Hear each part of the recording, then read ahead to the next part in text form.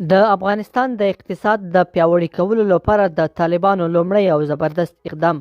طالبانو د ټاپي پروژې په اړه تازه څه ویلي دي؟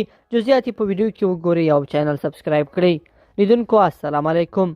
د طالبانو اسلامي امارت ترکمنستان هیواد هڅولی دی چې د افغانستان له لارې د سیمې یو شمېر هیوادونو ته د غازو د نلکې د غځولو پروژه یعنې ټاپي پیل کړي.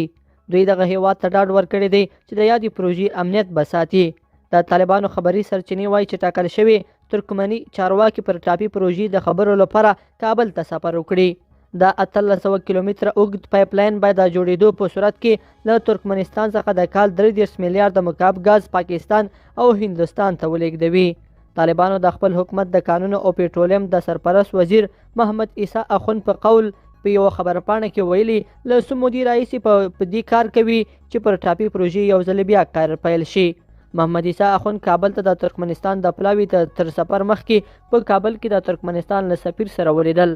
د طالبانو په وینا د ترکمنستان پلاوي به د شنبې په ورځ کابل ته په 2 ورځني سفر ورشي. د افغانستان د مخکینی حکومت په مهال له دې پروژې سروي او د ډیزاین کارونه بشپړ شول، خو د طالبانو له لوري ناامني سبب شوه چې کار بشپړ نشي.